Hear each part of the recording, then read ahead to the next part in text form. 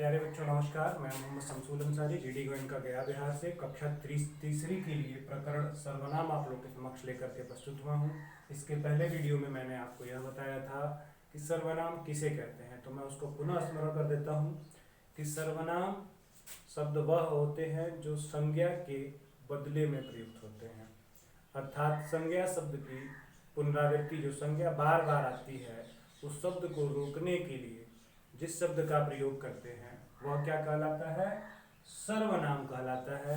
और इसके अंतर्गत हमने उदाहरण दिए थे, जैसे हरीश एक किसान है, हरीश खेत जोतता है, तो इसमें जो है हरीश शब्द दो बार आया है। हरीश एक किसान है और हरीश खेत जोतता है, तो हरीश शब्द दो बार आया है।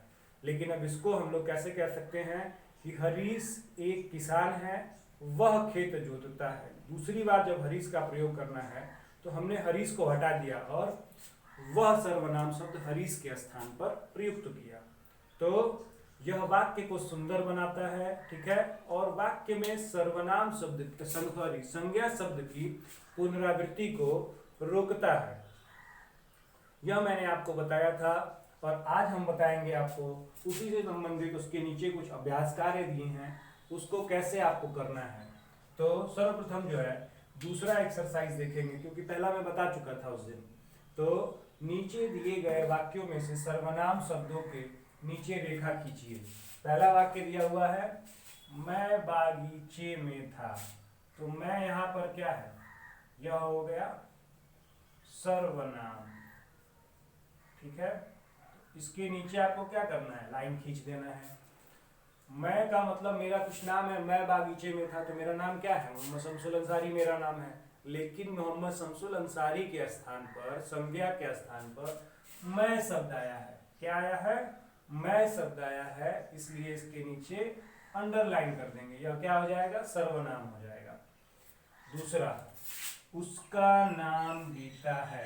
सपोज करिए कि यहाँ पर यह लड़की खड़ी है, ठीक है, यह लड़की है, ठीक है, और इसका नाम गीता है, ठीक है।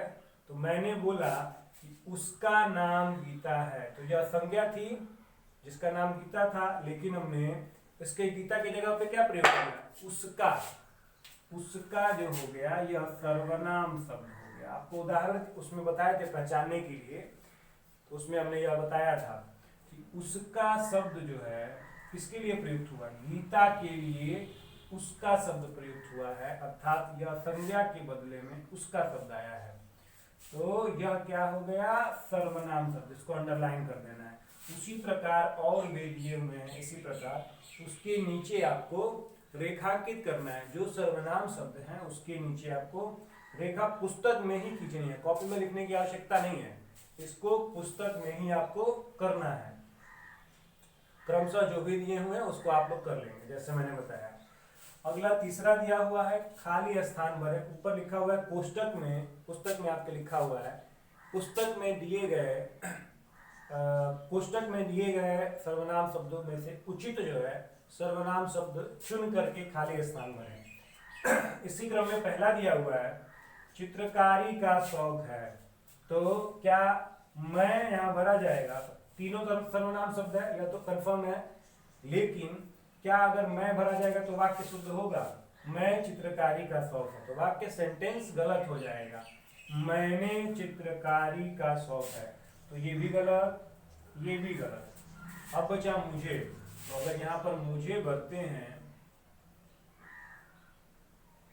मुझे चित्रकारी का शौक है, तो वाक्य क्या हुआ, सही हो गया। तो क्या भरा जाएगा, यह दोनों गलत हो गया और मुझे सर्वनाम शब्द यहाँ पर भर दिया गया, जिससे वाक्य शुद्ध हो गया, मुझे चित्रकारी का शौक है। उसी क्रम में दूसरा देखिए, माँ खेलने जाने दो, तो माँ के बाद अगर मैं भरेंगे तो शुद्ध होगा, माँ मैं खेलने जाने दो, गलत हो गया।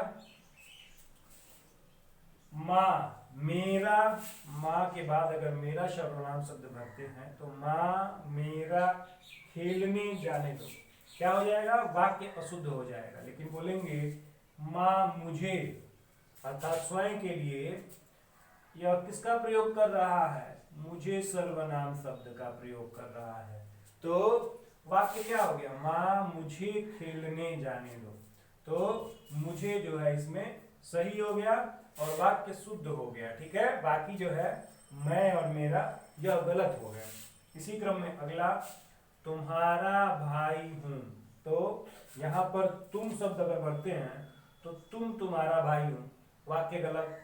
फिर यहां पर मैं तुम्हारा भाई हूं, यह शुद्ध है। लेकिन अगर यह तुम्हारा भाई ये लिखा जाएगा तो यह भी गलत होगा, वाक्य अशुद्ध हो जाएगा, तुम वाला भी वाक्य अशुद्ध होगा। लेकिन अगर मैं भरा जाता है, मैं सर्वनाम शब्द, तो यह क्या होगा, मैं तुम्हारा भाई हूं, वाक्य शुद्ध हो गया। इसी प्रकार से आपके पुस्तक में जो भी अभ्यास कार्य है, बहुत सारे अनुच्छेद लिखे हुए हैं, फिर उसके बाद खाली स्थान दिया हुआ है।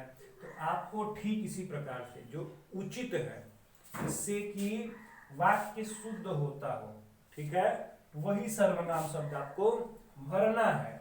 और बहुत सारे अनुच्छेद और वाक्य पंक्तियां लिखी गई हैं, उसमें जो सर्वनाम शब्द है उसके नीचे पेंसिल से आपको क्या करना है, रेखांकित करना है। ठीक है, तो इस प्रकार आपका सर्वनाम पाठ आज समाप्त होता है। आपका गृह कार्य यह है कि आप अभ्यास कार्य संबंधित जो भी प्रश्न है उसको पुस्तक में पेंसिल से हल करेंगे और आसानी से कर लेंगे। मैंने बता दिया कैसे करना है।